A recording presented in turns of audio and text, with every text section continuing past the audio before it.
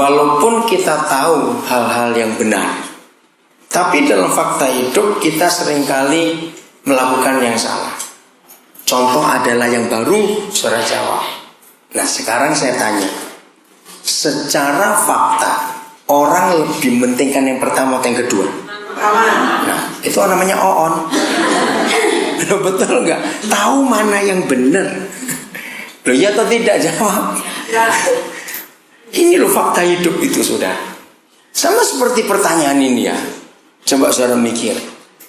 Kalau suatu hari Papa nyatakan diri kepada kita, Papa di surga, ya, kita tahu betul akan sebuah kebenaran. Begini, menurut saudara, ini kalau Papa hadir dan kita diskusi dengan dia, terus bagaimana? Menurut saudara, sama pertanyaannya, ada dua, saudara milih. Menurut saudara, Papa di surga dan Tuhan Yesus itu jauh lebih senang dibuatkan kebaktian yang wah, sound system yang wah, gedung yang wah, kursinya yang empuk, AC yang cukup, wah semuanya musiknya hebat.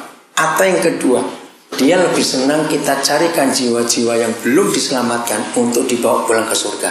Mana yang lebih dia suka? Nah, faktanya. Nah ini loh saudara. Lo betul atau tidak? Nah ya terus kita ini mau jadi apa? Jadi apa itu tadi? Loh betul tuh, kita ini tahu yang Papa suka itu yang mana. Tapi mengapa kita lakukan yang salah? Di mana-mana orang sibuk bangun gedung yang megah. Kemarin malam selesai pelayanan 9:30, wah mana tanya jawab orang alami pemulihan. Saya bilang ini harus di stop, pesawat saya 10:30 malam itu kemarin. Untung dari Mangga 2 Square jadi sepi. Terus diantar oleh supir namanya Bule, dia muslim. Nah rupanya dia supir yang sangat terbuka ngomong segala macam. Nah dalam diskusi itu dia kaget karena salah satu pengusaha yang mengundang saya itu ikut ngantar. Bicara soal bangunan gedung gereja. Karena dia capek dengan gerejanya. Tiap minggu pasti duit. Nanti AC rusak mesti diganti, ini terus ada saja. Nah akhirnya gereja itu akan bangun gedung yang sekian puluh miliar. Setelah dia dengar khotbah saya, jadi padahal itu salah, ya sangat salah. Saya ngomong gini, coba ya, kalau ada gedung-gedung megah sekali, arti megah itu gede bukan? Ayo jujur, kalau kita orang muslim pasti marah. Nih, kalau seorang muslim marahnya kenapa? Kalau lihat bangun gedung gereja yang gede, bukan jealous, salah. Ini banyak yang nggak ngerti. Bukan jealous. Karena saya ngomong itu, ini Pak Bule sopir ini langsung nyeletuk. Saya berkata begini, bukan jealous. Orang Islam akan marah karena mereka tahu kan kita minoritas. Lah ngapain menggedung segede itu? Kan itu yang kamu harapkan kami yang masuk ke situ. Loh mikir loh saudara. Loh ya atau tidak? Jadi bukan jealous karena beda kekayaan, tidak. Mereka tahu yang dimaksud oleh pendeta-pendeta kurang ajar itu siapa untuk masuk ke gereja itu.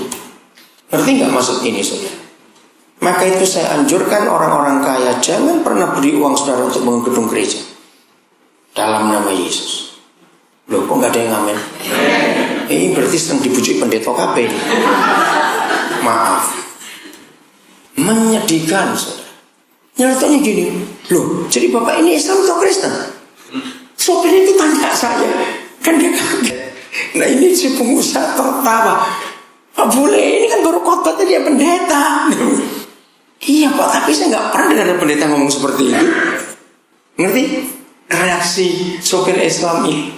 Jadi ternyata dia setuju juga. Maka itu yang perlu kita bangun bukan gedungnya, tapi orangnya. Betul nggak? Orangnya.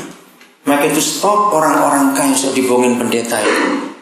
Hanya minta duit untuk beli ini, bangun ini, untuk itu. Maaf. Jadi dari dua pertanyaan tadi, jawabannya tahu, tapi kita buat, oh masih banyak yang lain lagi. Saya nggak mau ngomong semua, kasihan suara nanti ketawa sama semua. Tapi hari ini kita datang, ayo kita belajar. Saya percaya semua kita pasti sudah sering nyanyi, sering berdoa, menyenangkanmu, dan kata-kata lain lah. Kau mau mengikuti kehendak-Mu ya Bapa, dan seterusnya, menyenangkan, pokoknya menyenangkan. Betul, saudara penyanyi lagu itu pernah doa seperti itu. Oke, satu hal saja yang saya mau tanya. Bagaimana cara kita bisa menyenangkan seseorang? Cuma ada satu. Bagaimana cara kita bisa menyenangkan seseorang? Berarti gak pernah menyenangkan suaminya, gak pernah menyenangkan istrinya dong kalau gak bisa jawab. Gak pernah menyenangkan pacarnya kalau begitu. Gak pernah menyenangkan orang tuanya kalau seorang anak. Ayo, hanya ada satu cara untuk kita bisa menyenangkan seseorang itu. Nurut, kasih apa? Kasih tahu semangat. Nah itu yang benar. Mengetahui kesukaannya apa. Nek pacarmu gak doyan pete, yang cukup kayak pete. Ngerti gak ilustrasi itu? Itu kan kurang ajar atau gak suka kok dikasih. Nah, saudara boleh doa, puasa, jungkir balik, nungging kiri, nungging kanan untuk cari kehendak Tuhan buat menyenangkan dia. Percuma kalau kita nggak tahu apa yang Papa suka. Amin. Nah, kembali kepada pertanyaan pertama tadi. Berarti yang paling penting dalam hidup ini adalah tahu hidup ini untuk apa. Ayo, saya tanya, kalau mudah-mudahan orang yang nggak ada di sini. Saudara sering melihat nggak ada orang, rata-rata sih itu orang kaya, tapi ada juga yang nggak kaya tapi hobinya sama, suka beli barang, tapi nggak dipakai. Pernah ketemu orang kayak gitu nggak? Nah yang itu bertobat hari ini. Itu penyakit betul. Dengar temannya beli apa, oh kamu beli, aku beli, beli apa beli, tapi nggak dipakai. Saudara, orang kayak gitu perlu diajar betul-betul untuk bertobat. Karena orang susah itu masih banyak. Betul? Nah, kenapa saya ceritakan ini? Karena banyak orang Kristen seperti itu. Beli sesuatu tapi nggak dipakai. Cuma ditumpuk saja. Cuma untuk dilihatin. Aku punya ini. Aku punya itu. Nanti kalau teman-teman datang dipamerkan. Aku punya ini. Tapi nggak dipakai. Nah, hidup yang tidak pernah tahu artinya seperti barang yang dibeli yang tergeletak, nggak diapa-apakan. Ngerti contoh itu? Nah, hidup yang paling celaka di dunia itu kalau dia nggak tahu hidup ini mau diapakan, karena tidak mencari arti hidupnya. Renungkan ini. Nah, orang seperti ini gampang sekali diketahui. Dia itu sering capek, jenuh, stres, ngamuan, ya dikit-dikit marah, karena dia nggak tahu hidup ini mau ngapain. Hidup itu bosan, walaupun duitnya banyak. 6 April yang lalu saya dipaksa untuk ketemu seorang. Ya, arti paksa ini bagus, artinya bukan jelek. Ya, karena saya sibuk. Nah, saya nggak kenal orang ini, tapi saya kenal temannya. Dia umur 34, pemuda, tapi takut menikah. Dia kerja di 3 perusahaan, dan 3-tiganya perusahaan asing. Sebab dia lulusan Amerika, salah satu master yang sangat sedikit untuk Indonesia. Maka itu dia bisa kerja di 3 perusahaan. Gajinya menurut temannya ini, wah sudahlah, pakai dolar lagi karena perusahaan asing. Tapi hobinya mabuk. Nah, begitu temannya cerita dengan saya langsung bilang, pasti dia itu nggak punya tujuan hidup dan nggak tahu arti hidup. Bener kok dia. Dia itu bingung, uang segitu banyak mau diapain. Dia nggak puas dengan hidupnya. Maka itu dia memaksa, pokoknya harus ketemu Kode. Harus ketemu ya, tapi di mana ketemunya saya bilang. Jam 1:30 pesawat saya landing dari Nabire. Lalu janjian ketemu, tadinya mau ketemu di Senayan City. Ternyata hujan, macet. Udah jadi selama perjalanan kami sering telepon, ketemu di mana? Ketemu banyak tempat dipilih, nggak kena semuanya karena macet. Ketemunya di Mall Puri Indah. Ya, saya bilang jeketek, mikir jauh-jauh. Saya bilang gitu, taunya Mall Puri Indah, udah lama beres itu. Ternyata dia juga masih macet. Jadi janjian telat 1 jam 20 menit. Nah, saya mesti pergi ke tempat lain. Wah, bagaimana? Dia merasa salah juga, nggak apa-apa. Tapi saya ini perlu waktu panjang loh. Dia bilang, saya Pak, lihat aja nanti. Buat saya cukup 10 menit. Gak bisa Pak, sudah lah saya bilang begitu. Pokoknya ketemu dulu. Udah, akhirnya ketemu. Ya, saya cuma ngomong satu hal.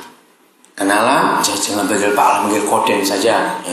Ya, wah tapi kan Bapak pendeta. Saya ini pendeta kalau cuma lagi khotbah, kalau nggak khotbah bukan pendeta. Sudah lah, jadi saja dia relax saja. Saudara, dalam waktu yang nggak sampai 30 menit karena saya nggak ada waktu lagi, dia menemukan sesuatu. Saya bilang begini, kamu itu lelah, kamu itu capek, kamu itu burn out. Ya, kalau orang Amerika pasti itu kata burn out. Karena kamu itu nggak pernah tahu arti hidupmu itu apa. Benar Koden. Itu yang saya cari dari dulu. Saya hidup untuk apa? Saya nggak tahu. Sampai sebelumnya kok bisa master loh kamu ini dari Amerika. Dia tertawa ngomong begitu. Kok bisa master? Saudara, akhirnya saya ngomong satu. Buat orang umum, arti hidup itu kalau dia pakai sesuatu yang ada mereknya. Sering ketemu gak orang seperti itu? Ya enggak, dari kepala sampai kaki branded semuanya, sampai sapulpennya semuanya itu harus merek. Gatal badannya kalau nggak pakai merek itu. Sampai sepatunya, dompetnya, tasnya semua. Nah itu bagi orang umum. Tapi yang sesungguhnya saya sebut namanya hidup yang berarti itu kalau bisa membuat orang lain jadi berarti. Sebelum ketemu kamu, orang itu gak berarti. Setelah ketemu kamu, dia berarti. Saudara, saya lihat wajahnya berubah. Terus dia berkata kalimat ini, ternyata sesimpel itu. Iya. Nah, karena kamu gak menemukan tujuan, saya langsung tembak. Maka itu uangmu kamu habiskan untuk menyenangkan dirimu. Mabukkah apa? Lalu saya cerita, karena dia tanya, Koden ngerjakan apa? Saya cerita bagaimana saya menemukan anak-anak di jalan, anak-anak macam-macam semuanya. Terus saya cerita bagaimana teman percaya saya punya sekolah sekian banyak nyekolahkan orang. Terus dia ngomong gini, hei, hebat juga. Sejak kapan Koden buat itu? Saya bilang sejak tahun 72. Hah? 72? Iya.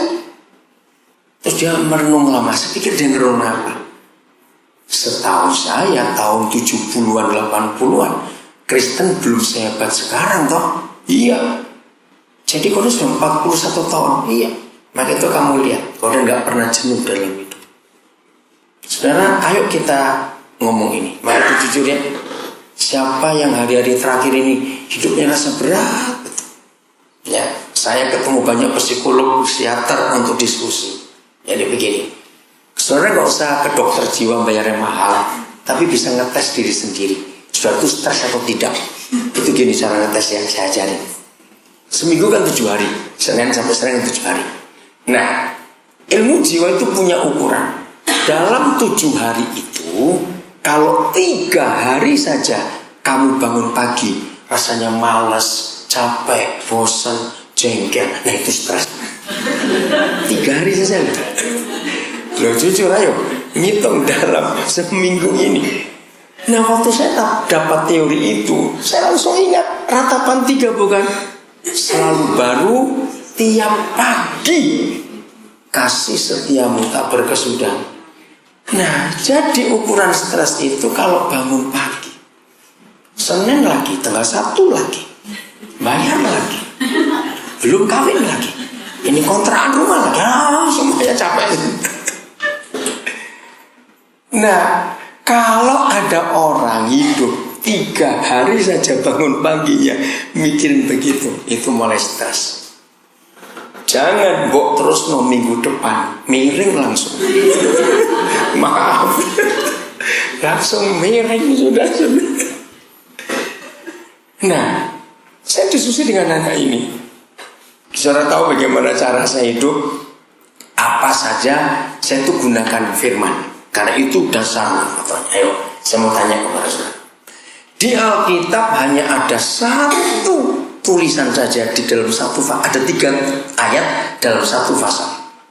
Tidak di Kejadian, tidak di Wahyu, pokoknya ada. Saya percaya saya tahu. Ayat itu berbunyi demikian. Karena hal itu maka seisi surga bersorak-sorai. Karena apa itu? Ayo, nggak usah ragu-ragu, cepat. Karena apa?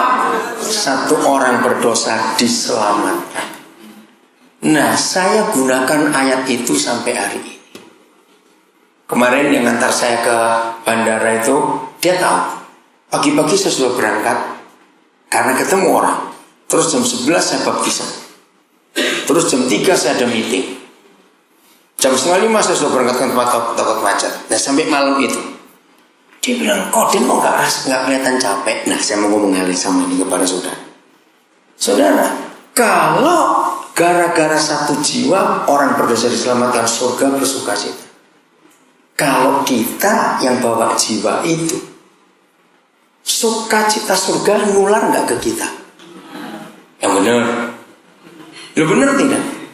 Sekarang bayangkan kalau setiap hidup orang Kristen bisa menikmati ramenya surga karena satu jiwa diselamatkan, kita ikut rame nggak? Jawab iya atau tidak? Nah, itu yang saya alami. Antara baptisan ke meeting, saya diajak makan ke restoran Indonesia apa lekok kalau nggak saya tahu ini. Nah, terus yang melayani namanya Asep, Islam Sunda. Nah, ini yang ngajak makan, saya bingung. Kok dia pernah kenal dia? Enggak, baru tadi ini. Kok bisa akrab? Waktu kami makan, maka itu saudara belajar hidup itu merhatikan orang. Jangan cuma mikirin jerawat satu, so panik tuh jerawat kayak mau gempa bumi aja, ampun. Itu kalau saudara cuma mikirin diri sendiri, nggak bisa mikir orang lain. Jadi begitu, pokoknya di mana saja dalam kondisi apa saja, saya berusaha untuk mikir orang. Nah, yang buat pengusaha ini kaget, karena saya tuh kok suka merhatikan ini orang sampai heran betul. Nah, waktu saya lagi makan, saya sudah nyapa dia. Pokoknya saya begitu terus, kan saya nyapa. Saya mulai ngomong dengan dia, ada namanya Asep. Orang tuh seneng kalau dipanggil namanya, saudara. Betul gak seneng? Saya. Nah, ternyata lagi makan, ada petugas gedung itu datang. Nah, rupanya Asep ini seperti manajer, karena kok yang lain gak dipanggil. Nah, saya nguping. Ternyata ada pipa yang bocor di restoran itu, tembusnya ke toko bawah. Itu. Sudah, setelah saya lihat agak sepi, saya panggil Sam. Jadi bocornya itu bagaimana? Terus sudah diurus atau belum? Dia kaget, ini pengusaha juga kaget. Nanti gak kagetnya itu.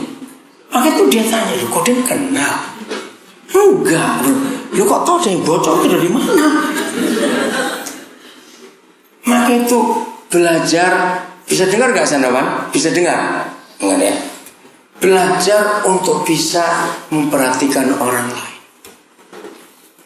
Pas mau selesai makan, saya bilang, saya boleh gak Bapak minta nomor teleponmu dan namamu? Boleh.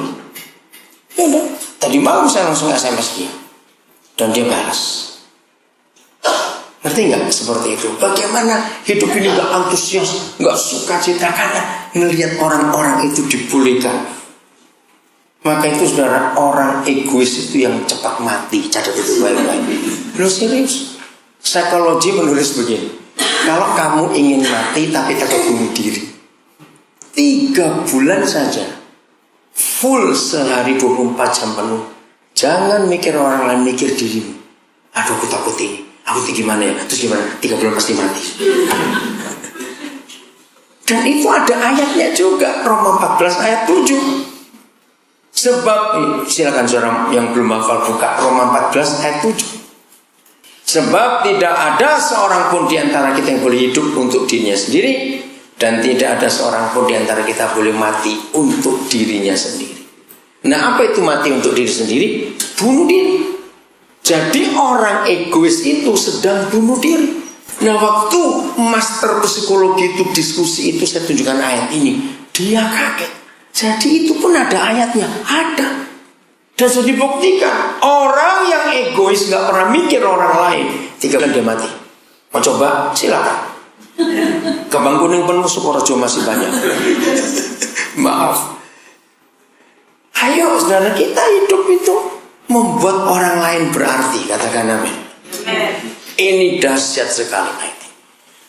Maka itu kalau ada Kristen lemes-lemes pada duitnya banyak, goblok betul orang itu saudara. Sebab uang yang gak pernah dipakai untuk memberkati orang lain. Nah, tanggal 6 April hari Sabtu sore itu, saya itu dipaksa datang. Nah, saya itu baru tahu. Saudara pernah dengar nama Sali Kuswanto?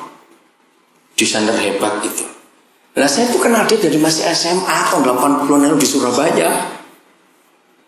Dia sering cerita, oh kok desain saya begini, ya gitu saja.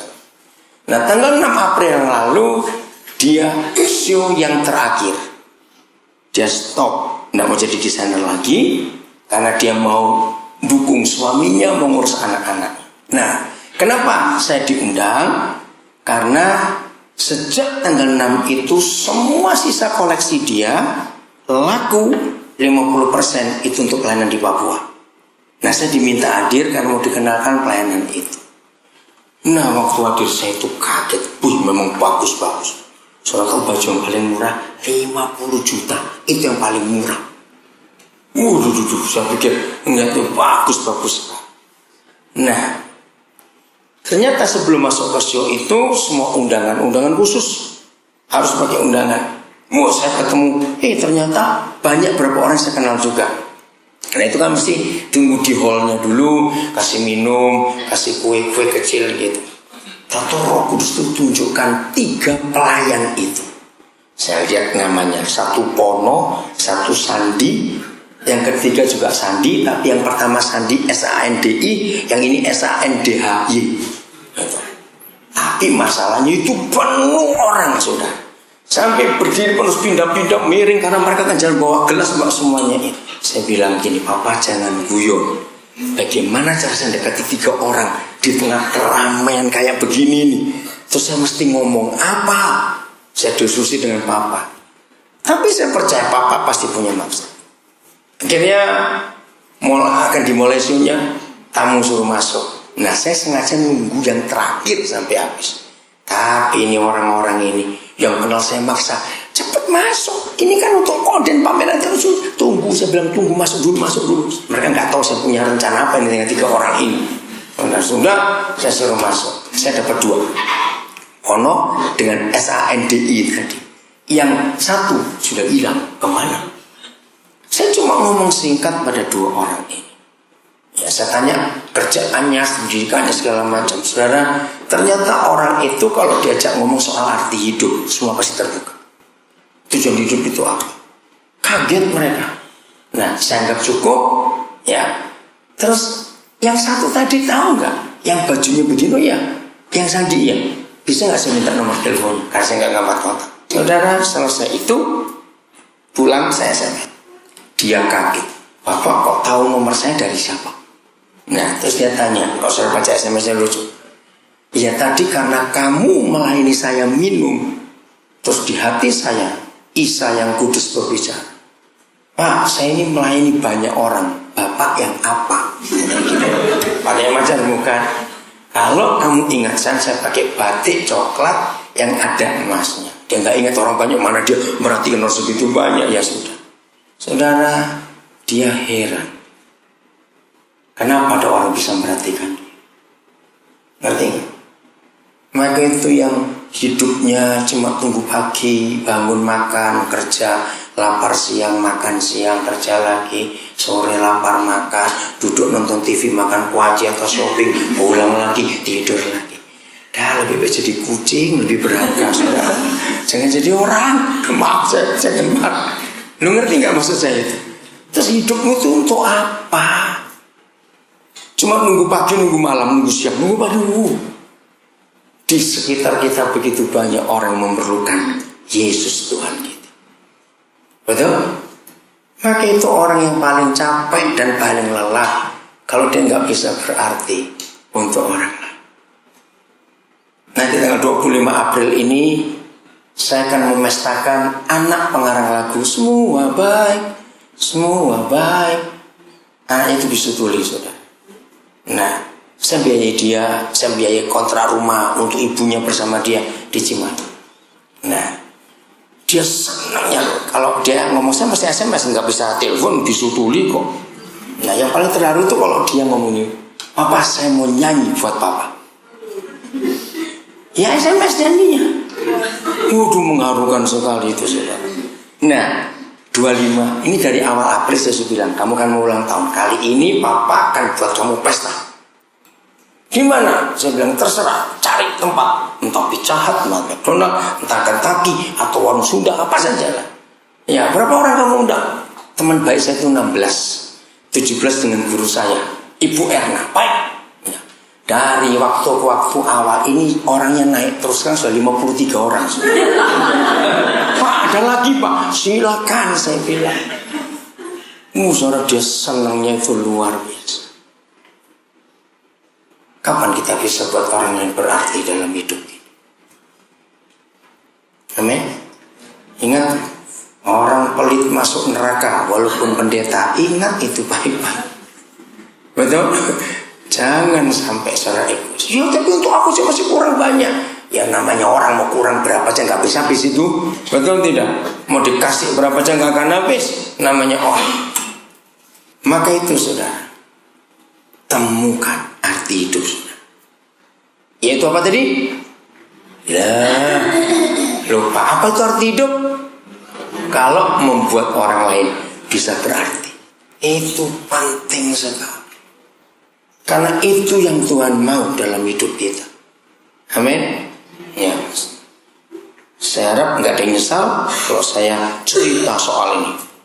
Oke, ayo kita baca dulu ayat yang berikut supaya kita punya dasar, punya alasan untuk melakukan apa saja. 1 Petrus pasal yang keempat ayat 7. Judulnya apa dalam kitab saudara? Ayo judulnya apa? Ayat 7 1 Petrus 4. Ayo, hidup orang Kristen. Artinya apa? Kalau diterjemahkan judulnya hidup orang Kristen artinya apa? Loh ayo cepetan, coba beri saya kalimat lain. Apa itu artinya kalimat hidup orang Kristen? Hidup orang yang percaya pada Kristus. Betul, tapi kurang jelas. Apa? Cara hidup orang Kristen ya? Lifestyle orang Kristen, betul. Hidup orang Kristen itu artinya ya harus begitulah orang Kristen itu. Nah hebatnya tidak ada ayat lain di Alkitab yang judulnya hidup orang Kristen. Cuma ayat ini. Berarti ini sikap hati saya kalau saya lihat firman Tuhan. Maka kalau saya tidak menggenapi ayat-ayat ini, saya Kristen atau bukan? Nah, maksud saya ngerti nggak? Tanya dirimu itu loh maksudnya. Loh, mau terus atau pulang? Tanya dulu, karena risikonya besar loh. Yesus berkata, yang nggak tahu nggak dituntut, yang tahu dituntut. Ayo milih yang mana sekarang? Lah, ayo mau milih yang mana? Tahu? Mau tahu atau tidak? Berat loh. Nggak apa-apa, sungguhan. Awas ya, Tuhan tahu loh.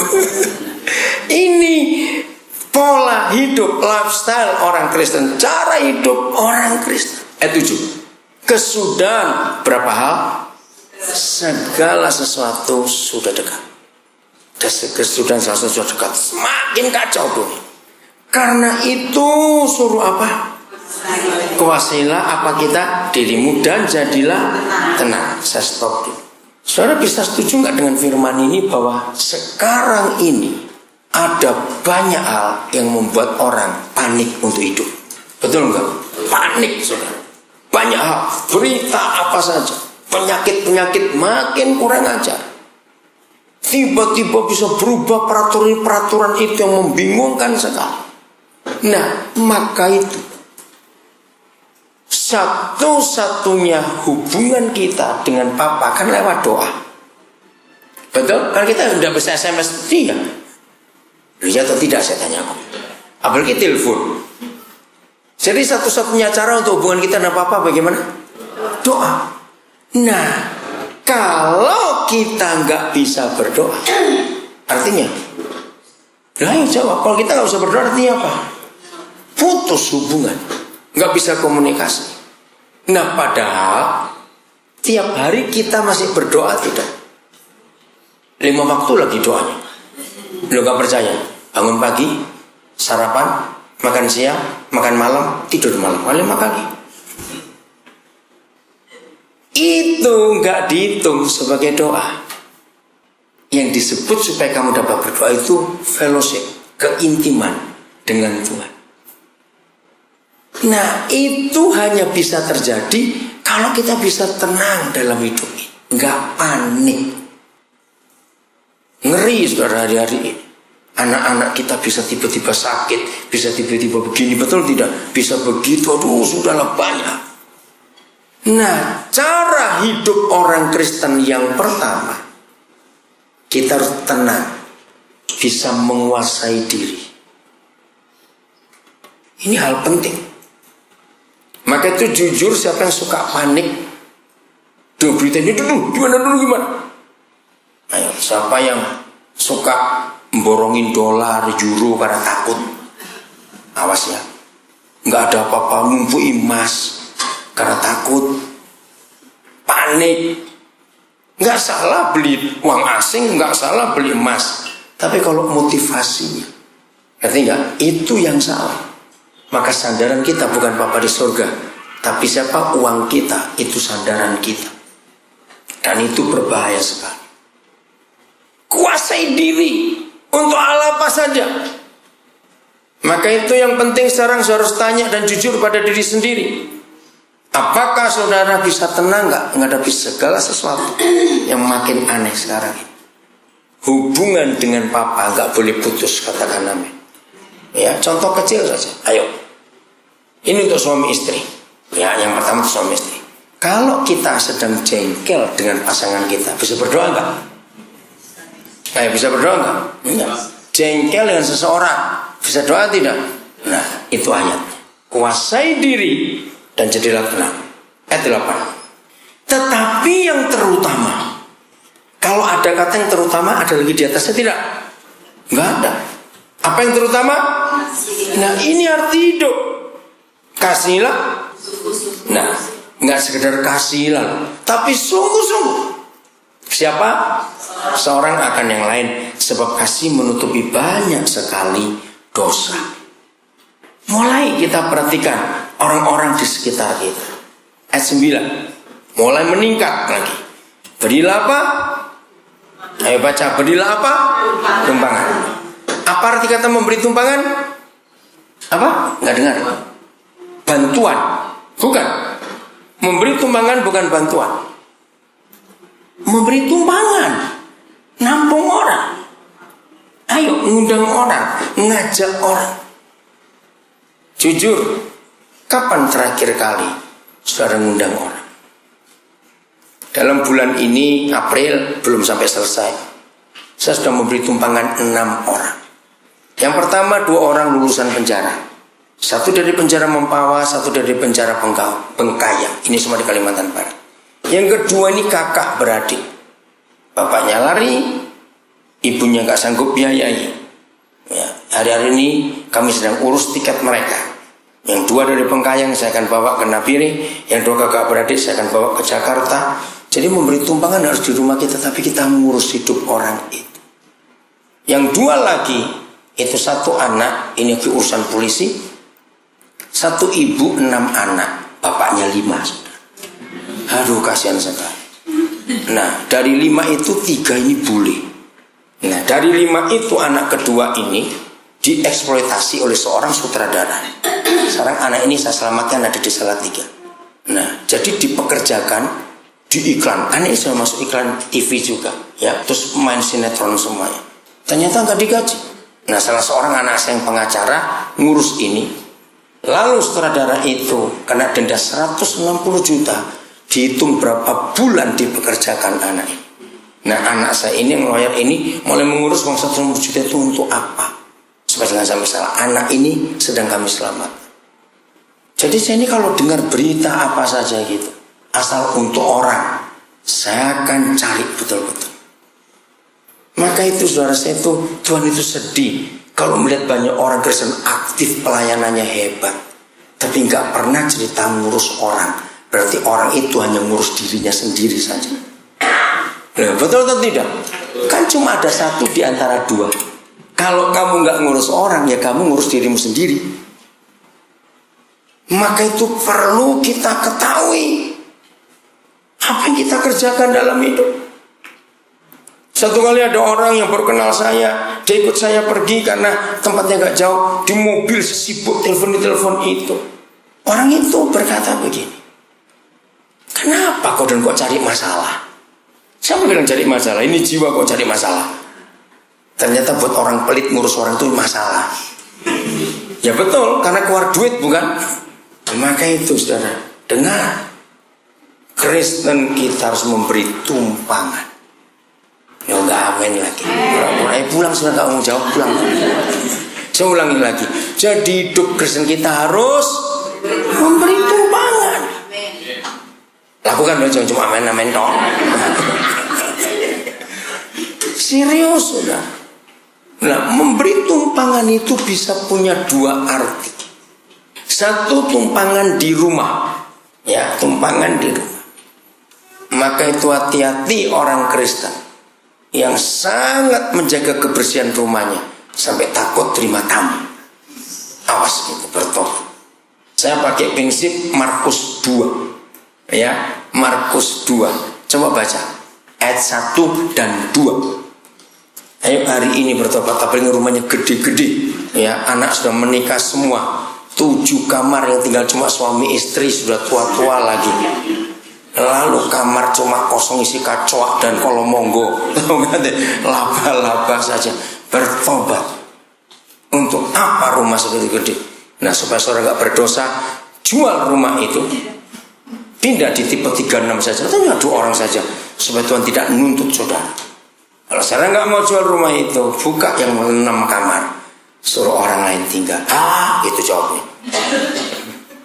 Ngerti? Markus 2. Ayo baca. Ada apa? Ayo baca cepat. Markus 2 bagaimana? Ayat 1. Ayat 1. Kemudian setelah itu Yesus bagaimana? Datang ke Kapernaum, tersiar kabar bahwa ia ada di rumah. Ayat ini mengganggu saya. Tahun 70-an, saya lupa 70 berapa, pokoknya sebelum 75. Ya, kenapa saya ingat sebelum 75? Karena waktu itu wali kotanya masih Pak Sukoco, Surabaya. Nah, tiba-tiba ayat ini ganggu saya. Yesus ada di rumah. Saya pikir ini salah terjemahan. Saya lihat berapa terjemahan yang lain. Begini, saya akan keluarkan kalimat yang lain. Apa bedanya Yesus ada di rumah dan Yesus ada di sebuah rumah? Ayo cepetan. Kalau ada di rumah, rumah sendiri. Kalau di sebuah rumah, yang orang. Nah, itu yang ganggu saya. Saya tidak tahu kenapa Roh Kudus bisa memberi saya hikmat untuk membedakan. Padahal saya nggak tahu. Tiba-tiba baca, ada di rumah. Ternyata semua terjemahan, yang saudara bisa bahasa Mandarin, ya bisa bahasa Inggris, bahasa Belanda, silakan buka. Semua terjemahannya betul, Yesus ada di rumah. Nah, itu yang ganggu saya. Dia kan nggak pernah kontrak rumah, sewa rumah, apalagi beli. Ada nggak ayat berkata begitu? Nah, kalau ia ada di rumah, ini rumahnya siapa? Kaget saya. Ayat 2. Apa yang terjadi kalau dia ada di rumah? Ayat 2. Maka datanglah siapa? Orang-orang berkerumun sehingga tidak ada lagi tempat, bahkan di muka pintu pun tidak. Ya, seterusnya saya nggak usah baca. Nah, saya menggunakan ayat ini sebagai hukum. Dengar, hukum. Maka begini hukumnya. Rumah pendeta dan rumah orang Kristen tidak boleh sepi. Amin kan cepat? Awas kalau nggak amin. Kenapa? Rumah pendeta dan rumah orang Kristen nggak boleh sepi. Ternyata di mana ada Yesus, orang pasti berkerumun. Ayo tanya, jawab dengan jujur ya, Tuhan tahu loh salah ngomong apa. Rumah saudara sepi atau ramai? Loh kok guyu? Saya tanya kok. Kalau rumahmu sepi, itu rumah hantu. Maka itu orang takut datang. Kalau rumahmu rame, itu pasti rumah Tuhan. Hantu Tuhan bolak-balik kan, gampang banget. Serius.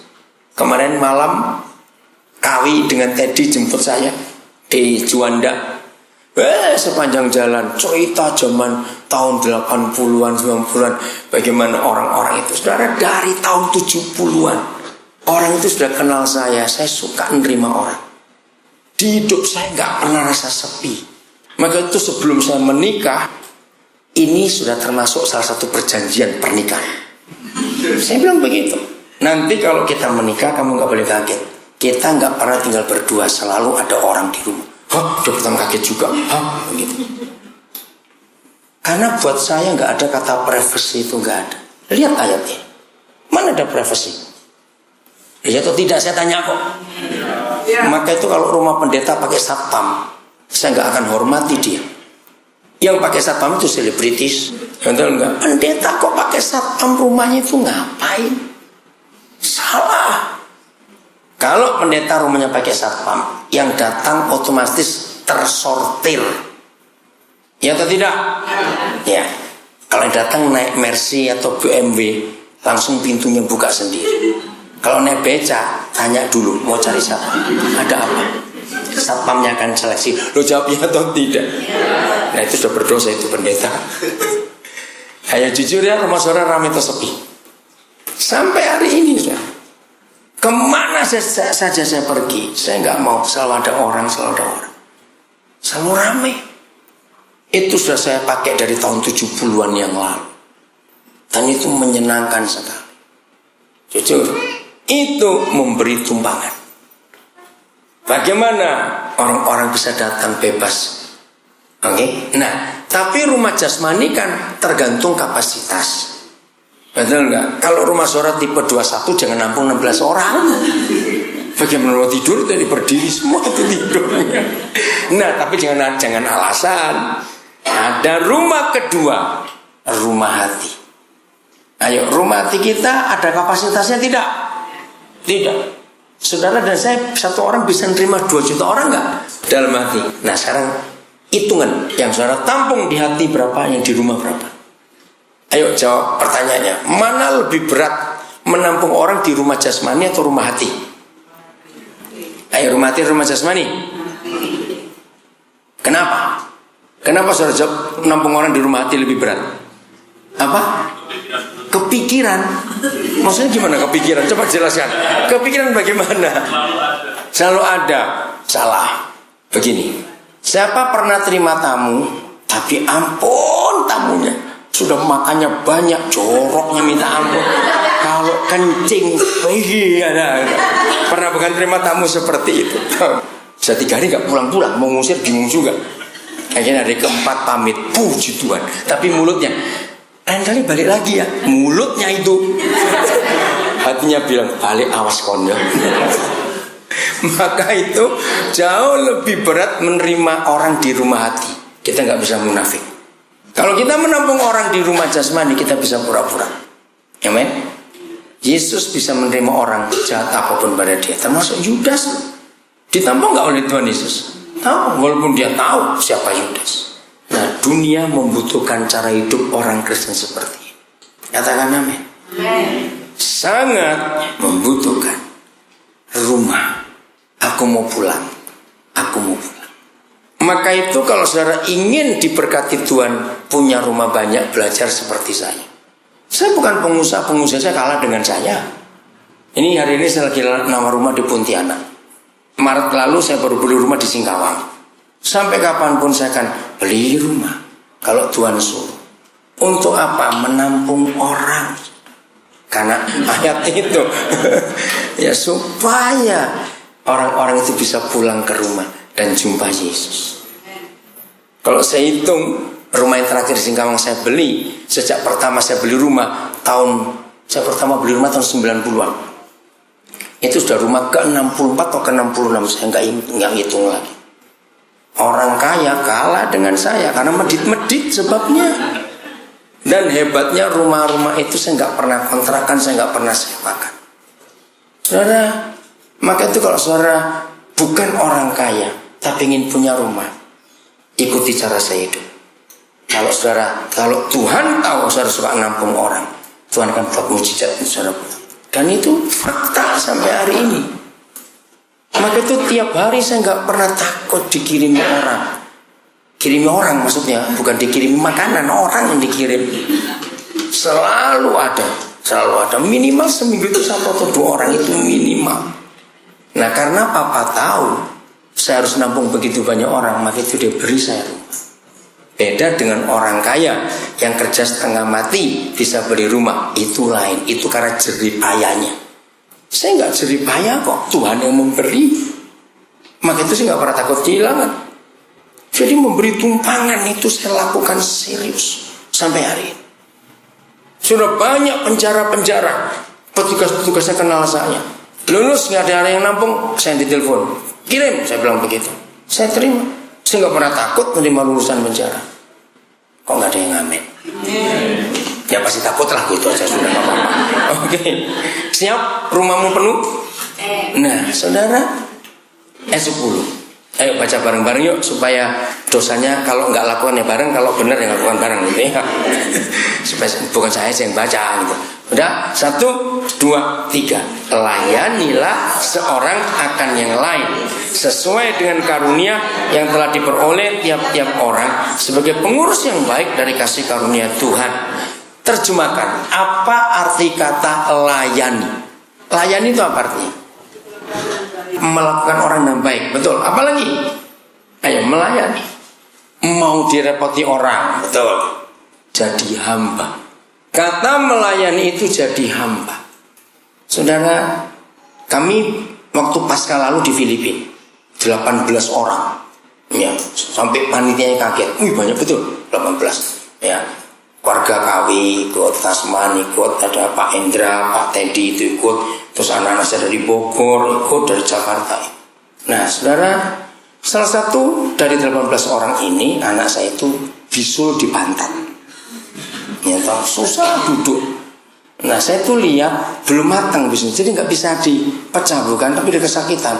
Nah, itu kami di kampung, panas lagi, nggak ada AC, cuma pakai kipas angin.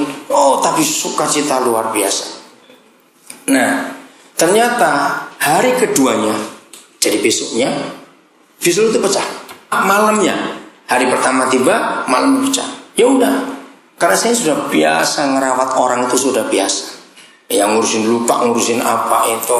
Saudara, waktu saya di Jerman, di Eropa pelayanan, para mahasiswa itu heran melihat saya.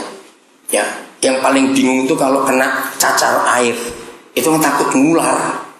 Itu kalau saya pas di sana, saya pasti ngerawat mereka. Yang lain nggak berani ketemu, karena takut mereka lagi belajar kok. Ya udah, saya ngurus itu. Kalau mereka lagi kuliah, saya lihat kamar mereka, apartemen mereka kotor, saya mesti bersihin. Kalau mau numpuk pakai kotor, saya nyuci, saya setrika. Maka itu mereka itu sayang saya luar biasa, karena saya betul-betul melayani, nggak cuma khotbah.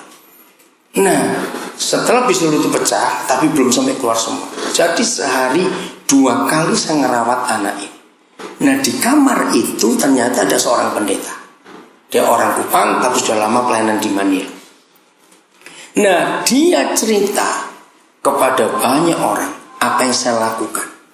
Dan dia komentarnya begini, belum pernah saya lihat. Saya pengkhotbahnya diundang satunya pengkhotbah, tapi saya ngerawat anak itu. Ternyata dia cerita kepada banyak orang. Maaf ya, saya pencetin nananya, bersihin keluar darahnya, pakai alkohol, pakai ini, pakai itu. Nah, saya cerita ini supaya saudara tahu. Kapan terakhir kali? Jangan kita sombong, merasa hidup ini lebih hebat daripada yang lain. Ya maaf, saya cuma cerita. Pertanyaannya, kapan terakhir saudara melayani seseorang? Ibu yang kakak, saya meninggal. Puji Tuhan, bisa terima Yesus, bukan lebih baik nih. Ayo rawat. Kalau saudara ingat, Cik Linda pernah situ, Bambi bau begitu. Keluarga saya aja nggak mau ngurus dia, sampai ditaruh di luar rumah karena baunya. Ayo kita ingat itu. Kapan? Ayat 11. Jika ada orang yang berbicara, baiklah ia berbicara sebagai orang yang menyampaikan firman Tuhan. Jangan diterjemahkan angger mangap ayat. Awas begitu. Jangan asal buka mulut keluar ayat.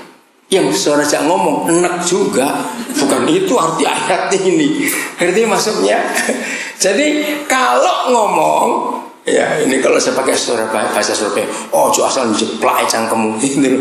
Maksudnya kalau ngomong itu atur baik-baik supaya firman itu yang keluar dari mulut kita, bukan khotbah, tapi menyatakan firman. Wah, itu luar biasa, saudara. Ya, saya cerita mundur lagi, ini bulan Maret yang lalu. Wah, senang. Begitu tiap minggu ada saja Tuhan ketemukan saya dengan orang-orang. Tanggal 9 bersama Sandi, oh ya ada juga tapi nggak ketemu waktu itu. Saya berkati pernikahan salah satu anak yang di Ternate, pernikahannya di Manado. Dari pembekatan nikah selesai saya harus ke Semarang, karena saya harus ke Pekalongan tanggal 10 itu hari Minggu, sebab pada Pekalongan seminar juga. Nah, waktu saya tiba di Bandara Manado, saya belum bisa check in karena ada satu keluarga mau ketemu saya. Jadi saya masih tunggu dulu, daripada saya keluar masuk lagi repot juga, masih ada waktu. Nah, sambil saya nunggu itu ternyata Roh Kudus gerakkan saya untuk melihat seorang tukang sapu di halaman bandara itu, anak muda.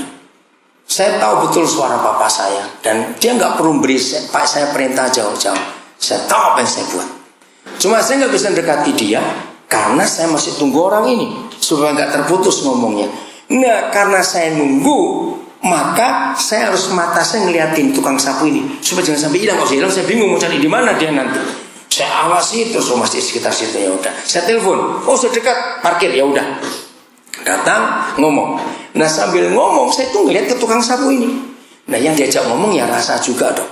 Kau dan ngeliati siapa? Nah, orang ini kenal saya, dapat mangsa ya, dia bilang begitu. Iya, ada mangsa itu. Ya udah, dia bilang, semua tas koden taruh sini, urus orang itu dulu. Orang ini. Nah, saya lupa bawa handphone saya karena di tas itu. Dia kaget. Saya cuma ngomong gini. Saya tanya namanya Ari, masa sih sampai tua kamu akan jadi tukang sapu terus? Ya enggak lah Pak. Nah, makanya ayo kamu buat sesuatu. Saya tanya, kamu lulus SMA kapan? 2011. Kamu mau kuliah enggak? Dia tertawa, saudara. Mimpi aja enggak Pak. Orang miskin mau kuliah apa? Oke, catat nomor telepon. Ya, Bapak harus terbang. Karena saya nggak bawa HP. Tolong SMS nomormu. Nanti Bapak telepon. Bapak akan kuliahkan kamu. Dia kaget. Sudah ngomong, barang yang dapat pun pasti. Mangsanya diem-diem situ kok nangkepnya kan gampang. Nah, itu orang pelit yang membuat susah Injil. Catat itu baik-baik. Oh nggak amin. Oke, bertobat. Saya pergi. Malam saya tunggu, nggak ada. Minggu tanggal 10 saya tunggu, tidak ada. 11 hari Senin nggak ada. 12 itu hari raya Nyepi, nggak ada. 13 saya ke Pontianak, 12 orang kami berangkat Pontianak. 13 Timah, 14 ke Sangko Kapuas, sampai 15, 16 ke Ngabang, Pahuman, Sungai Pinyu, Singkawang. Nah, saudara, 16 pagi waktu saya dengan tim mampir di satu kampung kecil namanya Bodok untuk sarapan. Telepon saya bunyi. Saya terima, siapa? Tukang sapu Pak. Ya ampun, ya udah tutup. Saya bilang, saya telepon balik. Kenapa sampai seminggu tanggal 16? Itu tanggal 9 pernah ketemu. Kenapa sampai seminggu ini kamu baru telepon? Papa sampai rasa bersalah. Mau tanya siapa juga nggak tahu. Kamu ini mau tanya ke bandara mana orang siapa juga. Kenapa? Jawabnya mengagetkan. Saya itu nggak percaya Pak. Mana aja sih zaman seperti ini ada orang baik. Saya kaget. Ngerti nggak kata-kata ini? Maka itu ternyata kalau kebaikan Tuhan, masih ingat Efesus, biarlah kebaikan hatimu diketahui semua orang karena Tuhan sudah dekat. Nah, yang lebih hebat lagi, waktu saya ketemu dia pertama, Roh Kudus bilang saya, kuliahkan dia ambil jurusan geografi. Jelas sekali. Nah, waktu ngomong itu, dia bingung mau kuliah apa. Saya bilang, saya ini Bapak ini punya banyak sekolah dan perlu guru. Nah, oke, jadi Bapak ingin saya kuliah apa? Nah, saya bilang, geografi. Wah, dia berubah suaranya. Bapak kok tahu? Dari SMP saya ini paling suka geografi. Saya bilang, Tuhan Yesus yang bilang. Jadi saya sudah daftarkan dia di Unima, di Tondano. Yang untuk dia kuliah, masuk. Dia senangnya luar biasa. Nah, kami berangkat naik mobil. Dari Pontianak keliling itu, di mobil saya ada satu pendeta orang Kupang.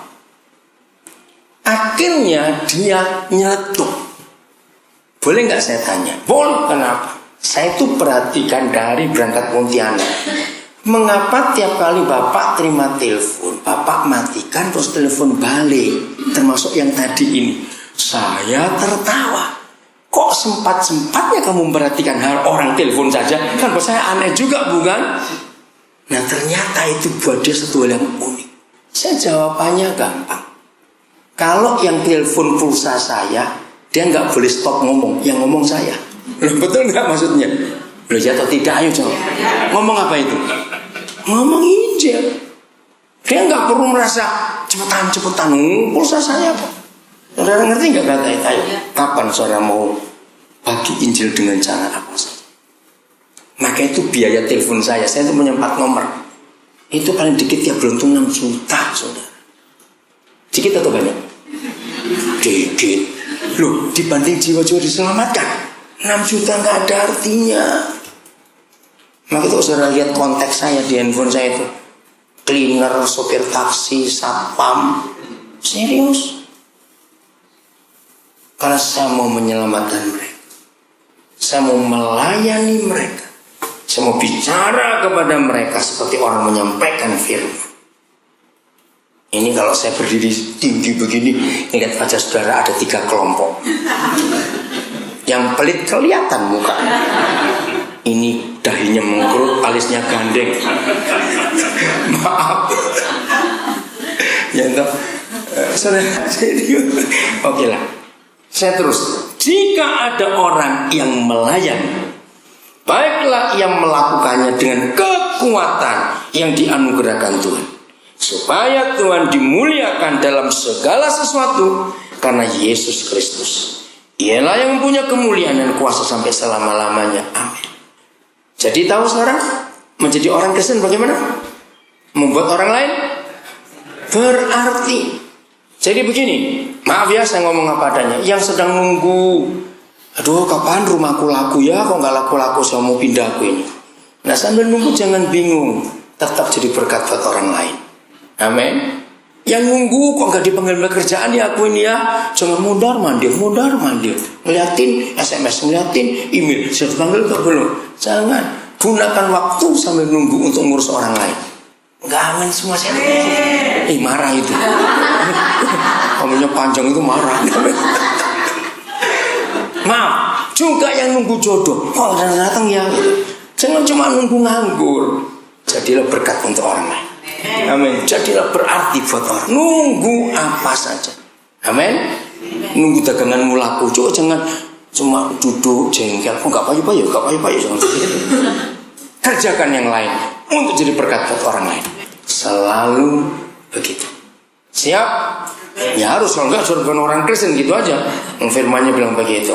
Nah bagian terakhir saya mau bacakan. Kalau sudah pernah dapat ini ya udah, saya tuh nggak tahu yang ngarang ini siapa. Tapi ini bagus ya. Tentang uang ini keren betul. Saya mau baca ya, dengar supaya saudara tahu itu. Namaku uang. Ya. Wajahku biasa saja. Fisikku juga lemah kertas. Namun aku mampu merombak tatanan dunia. Aku juga bisa merubah perilaku, bahkan sifat manusia. Karena manusia mengidolakan aku. Banyak orang merubah kepribadiannya, mengkhianati teman, menjual tubuh, bahkan meninggalkan keyakinan imannya demi aku. Banyak bukan ya? Aku tidak mengerti perbedaan orang saleh dan orang bejat. Tetapi manusia memakai aku menjadi patokan derajat, menentukan kaya, miskin, terhormat atau terhina. Dan betul semua diukur dengan uang. Aku bukan iblis, tetapi sering orang melakukan kekejian demi aku. Aku juga bukan orang ketiga, tetapi banyak suami istri pisah gara-gara aku. Anak dan orang tua berselisih gara-gara aku.